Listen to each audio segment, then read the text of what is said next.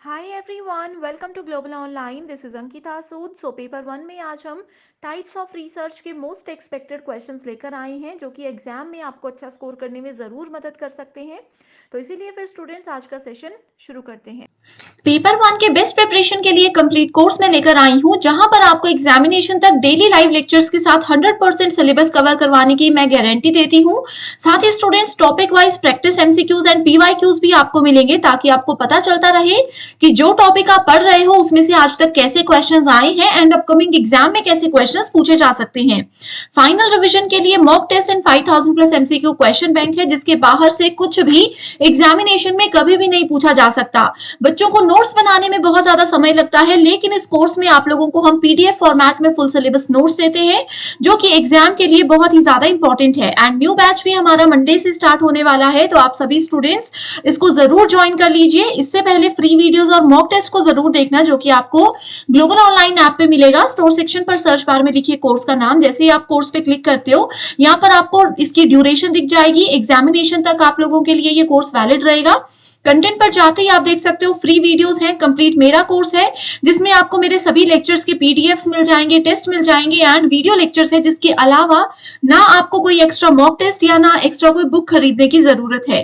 तो ये बहुत इंपॉर्टेंट कोर्स है, एग्जाम ओरिएंटेड प्रिपरेशन में आपको मदद करेगा एंड पेपर वन में आपको फर्स्ट अटेम्प्ट में 100 में से 80 प्लस स्कोर करने में भी यही कोर्स मदद कर सकता है। तो आप सभी स्टूडेंट्स गिवन नंबर्स पर कॉन्टैक्ट करके इसको जरूर ज्वाइन कर लीजिए। फर्स्ट क्वेश्चन है, which type of research encourages participants perspective. निम्नलिखित में से कौन सा ऐसा रिसर्च का प्रकार होता है जो कि शोध में जो भी प्रतिभागी होते हैं, जो भी पार्टिसिपेंट्स होते हैं, उनके दृष्टिकोण को प्रोत्साहित करने में मदद करता है, उनके दृष्टिकोण को अच्छे से समझने में मदद करता है। ऑप्शंस है हमारे पास, historical research, experimental research, ethnographic method. So देखो यहाँ पर हिस्टोरिकल रिसर्च क्या होता है? ऐतिहासिक शोध, यानी कि जो चीजें ऑलरेडी हो चुकी हैं, अब जो चीजें हिस्ट्री बन चुकी हैं, जिन चीजों में अभी हम कोई बदलाव नहीं ला सकते, या जो इंसान हमारे सामने अभी है ही नहीं, जो हिस्ट्री बन चुका है, उनके बारे में कुछ भी पढ़ लें, क्या उनके जो प्रतिभागी हैं उनके दृष्टिकोण को हमारा प्रोत्साहित करने का कोई मतलब बनता है? नहीं बनता है, क्योंकि वो लोग अभी है ही नहीं, वो हिस्ट्री बन चुके हैं। तो ये तो गलत ऑप्शन है। एक्सपेरिमेंटल रिसर्च हमेशा एक्सपेरिमेंट करता है, जिस चीज के बारे में हमें पता नहीं होता उसमें कुछ नया प्रयोग करके नया ढूंढने की कोशिश करता है। तो ये भी गलत ऑप्शन है इसमें, क्योंकि प्रतिभागियों को किसी भी तरीके से, उनके दृष्टिकोण को किसी भी तरीके से प्रोत्साहित करने का कॉन्सेप्ट नहीं होता।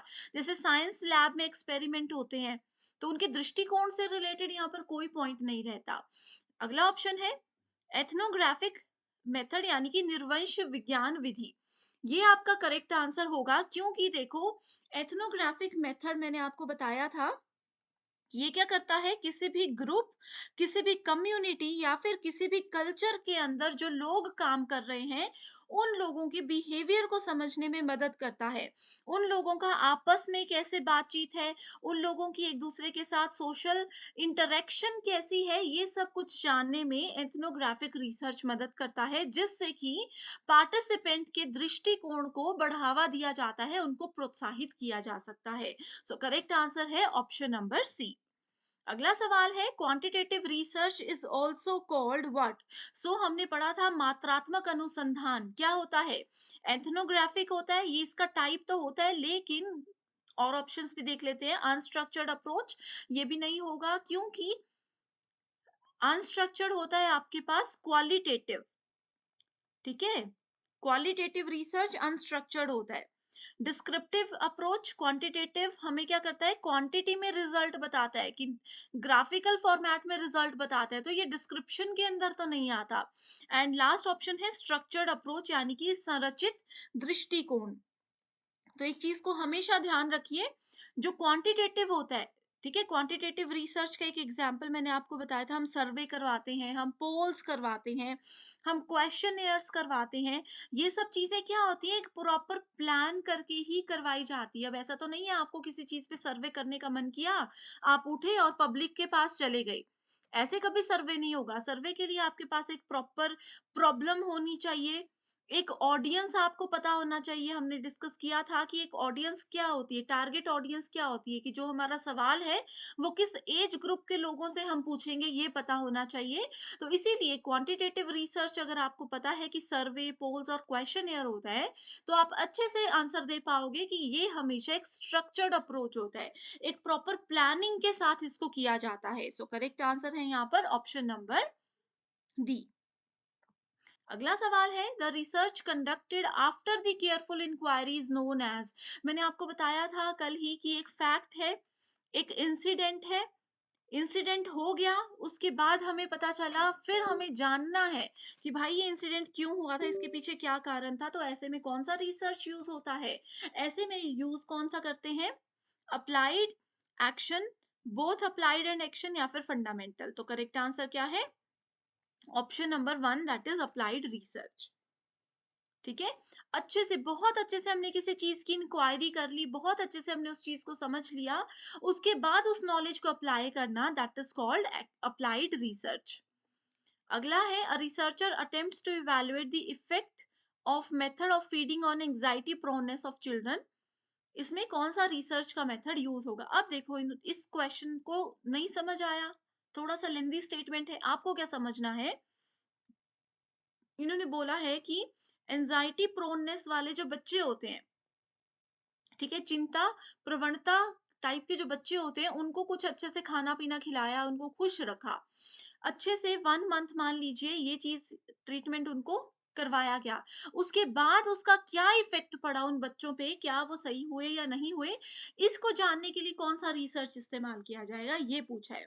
ऑप्शंस है case study, experimental, ex post facto, या फिर सर्वे मेथड। सो करेक्ट आंसर है एक्सपोस्ट फैक्टो, क्योंकि इंसिडेंट हो चुका था, बच्चे एंजाइटी प्रोननेस से पहले से जूझ रहे थे, अब उनको ठीक करने के लिए एक ट्रीटमेंट लिया था, वो जानना है हमें कि असर वो किया या नहीं किया, उस पे जो रिसर्च होगी, that is ex post facto research method. Which of the following research methodologies is most closely associated with the positivist philosophical framework? ठीक है, इसमें कहा है कौन सी शोध पद्धति प्रत्यक्षवादी दार्शनिक ढांचे से सबसे अधिक निकटता से जुड़ी हुई है। तो सबसे अधिक निकटता से जुड़ी हुई होती है एक्सपेरिमेंटल रिसर्च, यानी कि प्रायोगिक अनुसंधान। अगला सवाल बहुत ही ज्यादा इंपॉर्टेंट है, बहुत बार एग्जाम में आया है, टाइप्स ऑफ रिसर्च और उसके इंपॉर्टेंट स्टेटमेंट्स। देखो, अप्लाइड, बेसिक, क्वांटिटेटिव, क्वालिटेटिव, बहुत बार हमने डिस्कस की हैं चीजें, तो देखते हैं। सबसे पहला है बेसिक, इसी से आपको मिल जाएगा। एक्सप्लोरेशन, डिस्क्रिप्शन, किसी कॉन्सेप्ट को एक्सप्लोर करना, उसको डिस्क्राइब करना। ऑब्जेक्टिव असेसमेंट क्या है, उस पर फोकस रखना। अपने सिर्फ नॉलेज को बढ़ाना। टू फाइंड प्रैक्टिकल सॉल्यूशन, रोज की जो रोजमर्रा की जो छोटी मोटी प्रॉब्लम्स होती हैं, उसके प्रैक्टिकल सॉल्यूशन को ढूंढना। ठीक है, सो यहाँ पर देखो, अच्छे से पढ़ो, आप लोगों को आसानी से इसका क्वेश्चन का आंसर मिल जाएगा। क्या होगा इसमें? देखो, बेसिक रिसर्च से हम लोग देखते हैं। सो बेसिक रिसर्च ये बताता है नॉलेज को कंट्रीब्यूट, नॉलेज में कंट्रीब्यूशन करना, यानी कि नॉलेज को बढ़ाना। ठीक है, सो ये आ गया बी का थर्ड ऑप्शन। सो बी के थर्ड ऑप्शन से आपको यहाँ पर करेक्ट आंसर मिल जाएगा, ऑप्शन नंबर 2। ठीक है, जिसमें कि अप्लाइड रिसर्च हमें बोलता है कि प्रैक्टिकल सॉल्यूशन होता है, जो प्रॉब्लम रोज में छोटी मोटी प्रॉब्लम्स आती रहती हैं, उन सभी प्रॉब्लम्स को कैसे हम सॉल्यूशन दे सकते हैं उसका। क्वांटिटेटिव हमें बोलता है ऑब्जेक्टिव असेसमेंट के ऊपर काम करना है, एंड क्वालिटेटिव रिसर्च बोलता है कि कैसे हम एक्सप्लोर कर सकते हैं और डिस्क्राइब कर सकते हैं। मैंने आपको बताया था, एक्सप्लोरेटरी रिसर्च और डिस्क्रिप्टिव रिसर्च आपका क्वालिटेटिव के अंदर आता है, तो वो अगर आपको याद होता तो यहाँ से आपको आंसर्स इजीली मिल जाने थे। अगला क्वेश्चन है, in which of the following research paradigms the focus of concern is on interpreting reality in terms of participants perspective. ठीक है, हमें क्या करना है, इसमें बोला है कि एक पार्टिसिपेंट जो शोध के प्रतिभागी हैं, उनके संदर्भ में हमें इंटरप्रेट करना है रियलिटी को। ठीक है, वास्तविकता को हमें यहाँ पर क्या करना है, उसकी व्याख्या करनी है। तो इसमें कौन सा रिसर्च इस्तेमाल किया जाएगा? शोध का कौन-सा प्रतिमान इसमें इस्तेमाल किया जाएगा? Experimental, x post facto, ethnographic या फिर सर्वे? सो करेक्ट आंसर होगा एथनोग्राफिक। मैंने आप लोगों को फर्स्ट क्वेश्चन में ही बता दिया था। ठीक है, जो रियलिटी होती है जहां पर भी पार्टिसिपेंट यानी कि जो भी रिसर्चर हैं या पार्टिसिपेंट्स हैं या उम्मीदवार हैं, उन लोगों के पर्सपेक्टिव पे, उन लोगों को ध्यान में रखते हुए बात की जाएगी, वो हमेशा निर्वंश विज्ञान अनुसंधान ही होगा।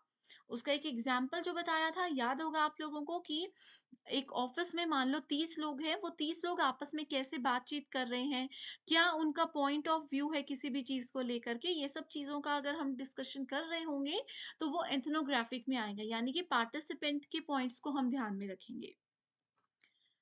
A researcher conducted a study to have initial idea of scope and magnitude of the problem under study and to test the feasibility of more extensive research. ऐसे रिसर्च को हम क्या कहेंगे? ऐसे रिसर्च को क्या कहेंगे देखो,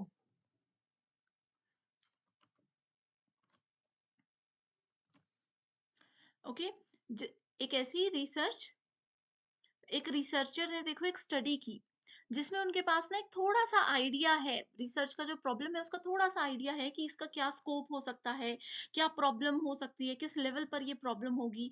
तो ऐसे समय में उन्होंने जो रिसर्च किया उसको कहेंगे हम एक्सप्लोरेटरी रिसर्च। एक्सप्लोरेटरी में इनिशियल आइडिया, ये इसका एक ट्रिक था। मैंने आपको पहले भी बताया था कि एक्सप्लोर करना यानी कि जिसमें एक रिसर्चर के पास या तो थोड़ा सा नॉलेज है या बिल्कुल भी नॉलेज नहीं है प्रॉब्लम के बारे में। तो पहले क्या करते हैं, वो प्रॉब्लम को समझते हैं। इसमें दो चीजें थी, एक इनिशियल आइडिया और प्रॉब्लम अंडर स्टडी, कि वो प्रॉब्लम को भी पढ़ रहे हैं, प्रॉब्लम को भी समझ रहे हैं। इन टर्म से ही आपको मिल जाता answer exploratory study. A non-government organization conducted a study in Gram Panchayat to see the impacts of campaign approach on enrollment and retention of rural elementary school children. एक organisation ने ग्राम पंचायत में एक study की थी, उन्होंने एक कैंपेन रखा था, ठीक है, कि कैसे एलिमेंट्री स्कूल के बच्चे एनरोल होते हैं रूरल एरियाज के, और ये सब चीजों पर कुछ सर्वे हुआ था। तो उन्होंने अब देखा कि उसमें इन्होंने बताना है कि ये कौन सा एग्जाम्पल है, कौन से रिसर्च का एग्जाम्पल है। Descriptive, field, x post facto, historical research. बहुत आसान है, तुक्का भी लगाते तो आपको पता लग जाता कि ये फील्ड एक्सपेरिमेंट है। यानी कि अब देखो ग्राम पंचायत में या फिर कोई महिला मंडल ग्रुप्स होते हैं, इन सबको इकट्ठा करके कोई नई चीज अगर सरकार सिखाती है या फिर इन सब इस तरीके के एग्जाम्पल्स अगर आपको क्वेश्चन में दिखते हैं तो वो फील्ड एक्सपेरिमेंट ही होते हैं, फील्ड स्टडी ही होती है। ठीक है, तो यहाँ पर यही से आपको पता लग जाता कि ग्राम पंचायत आई है, यानी कि पब्लिक इससे जुड़ी हुई है, आम जनता इससे जुड़ी हुई है, और आम जनता जब भी जुड़ती है तो वो फील्ड एक्सपेरिमेंट होने के ही चांसेस होते हैं करेक्ट आंसर में। ठीक है, in which of the following research methods manipulation and control of variables and randomization of sample are two of the basic requirements? ये क्या है, कौन से रिसर्च में ऐसा होता है कि जो भी वेरिएबल्स हैं उनका मैनिपुलेशन और कंट्रोल किया जाता है एंड सैंपल को रेंडमाइजेशन उनका किया जाता है, नमूनों का यादृच्छिकरण किया जाता है। तो ये होता है आपके पास एक्सपेरिमेंटल रिसर्च, कि जो भी आपके पास चीजें, जब भी देखो, इसका भी एक ट्रिक था क्वेश्चन का यही, कि जब भी वेरिएबल्स को कंट्रोल किया जाता है, अब इसको आप ऐसे याद रखो, साइंस लैब में एक्सपेरिमेंट्स होते हैं और साइंस में जो भी केमिकल्स हैं उन केमिकल्स पर आपको कंट्रोल रखना होता है कि अगर केमिकल की एक ड्रॉप भी ज्यादा मिक्स हो जाए दूसरे से तो वो गड़बड़ हो सकती है, ब्लास्ट हो सकता है, कुछ भी हो सकता है। तो जब भी वेरिएबल्स को कंट्रोल करने और मैनिपुलेट करने की बात आती है, ये टर्म्स आपको साथ में नजर आती है, तो क्वेश्चन बिल्कुल मत समझिए, डायरेक्ट आंसर पर जाइए कि एक्सपेरिमेंटल रिसर्च ही आपका सही आंसर होगा। ठीक है, सो ये थे आज के मोस्ट इम्पॉर्टेंट क्वेश्चंस जो कि ज़रूर अपकमिंग एग्जाम में आएंगे ही। तो आप सभी स्टूडेंट्स को अगर अभी भी कोई सवाल है तो मुझे कमेंट करके पूछ सकते हो, एंड इसी तरीके के सेशंस अगर चाहते हो कि हम कंटिन्यू करें तो भी आप हमें ज़रूर बताइए। So thank you so much everyone and I wish you all the very best.